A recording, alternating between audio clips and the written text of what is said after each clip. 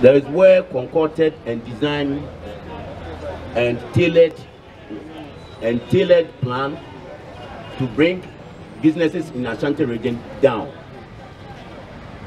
May I crave your indulgence and seek your attention and read out our concerns which have been captured in these papers.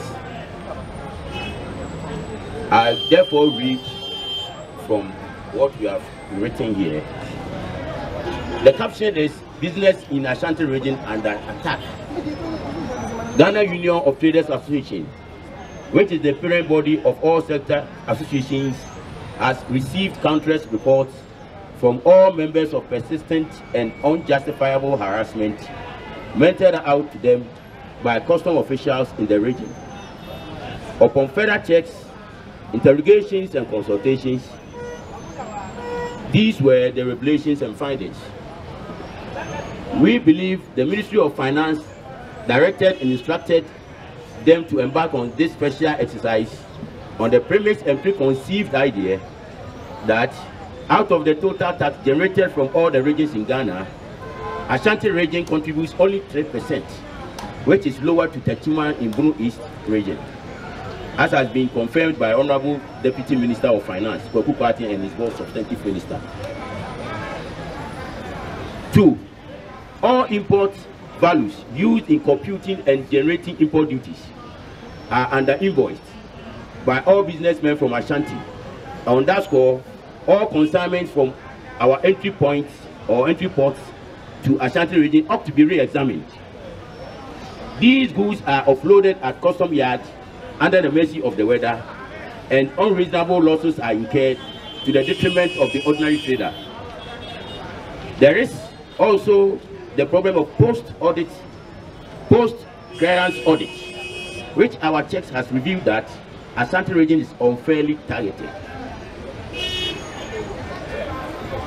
The trading community and Taiguta fraternity want to ask some pertinent and basic questions and demand answers from state institutions and government. 1. Is the clearing of goods at our entry ports done by the ordinary trader? 2.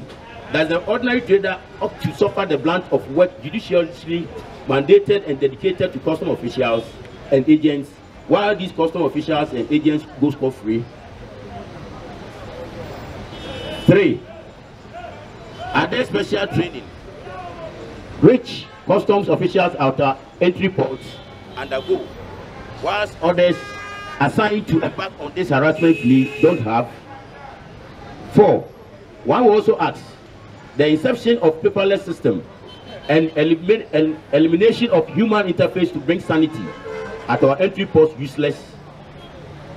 And have they not able to achieve the desired goals? Guta in Ashanti region wants to emphatically provide answers to them if they are listening. The answers are no, no, no, no. Complementary to this problem are numerous agitations against foreigners engaging in retail trading. Guta has unabatedly and persistently pressed home for our domestic laws to work. That is the GIPC Act 865, Section 28, which bars foreigners in retail trade. All our efforts have proven futile, and our engagements with government has not brought any meaningful headway, since government does not have the political will. These foreigners have moved from Kumasi to surrounding areas, such as Techiman, Obuasi, Ejura, Sunyani, etc., engaging numerous buyers who were previously coming to Kumasi to transact business. On a more serious note, these foreigners who are also operating in Kumasi are in bed with Ghana Revenue Authority and do not pay required taxes due them.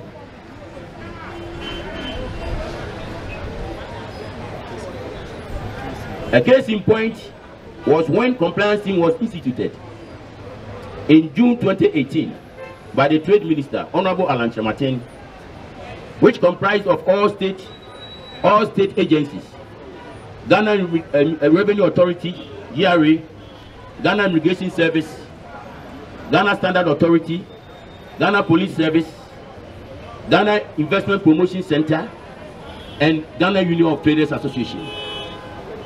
There were serious infractions found with these foreigners, perpetrating in all manner of illegalities. A Nigerian who deals in mobile phones and accessories, named E-Power, at Achamfo Market, was making a whopping daily sales of 40,000 Ghana cedis, was paying 18 Ghana cedis as VAT returns every month, whereas legitimate Ghanaian competitors in the same business were paying 1,500 Ghana cedis as VAT returns in a month. All these undermines our total tax generation in Ashanti region, which the state agencies are frowning on. There were reports which individual state agency compiled during compliance team exercise and should have expedited action to sanitize the market, but have been swept under the carpet, contributing to low tax generation in Ashanti region. Aside this, most of the multinational companies, Chinese, Indians, Lebanese, operating in Kumasi, have their head offices in Accra and file all their tax returns at their respective head offices. To climax our woes are the shutdown of about 5 satellite markets, including KJTR, for the past 5 years. Every business has trump card and goodwill, with which your customers can continuously locate your business for a period of time. KJTR market, which was shut down for reconstruction, has been opened, and the enormous predicament traders have gone through for the past years cannot be underestimated. Most of our members have lost huge sums of money through this period of reconstruction. All these also contribute to low tax generation. Guta Ashanti can say on authority that most of our members who were doing very well in Kumasi and have serious competitors have also moved to Accra. Most of their reports were ascribed to custom harassment meted out to them, whereas their competitors don't suffer same when their consignments are released from entry points to their final destination. Guta is calling on well-meaning people residing in Kumasi to fight this well-designed and deliberate attempt to cripple businesses in the Ashanti region. Guta is anticipating Ashanti region will be becoming a ghost town without any brisk business if care is not taken to remedy the situation. Guta also wants to caution government to make conscious efforts for our domestic laws to work to the latter. In conclusion, traders in the Ashanti region are trying, and government ought to be careful because things are not well with us. Serious demonstration will be communicated to all media houses to press home our concerns if solutions are not found to these problems. Thank you. And our demonstration will be called Destiny Demonstration.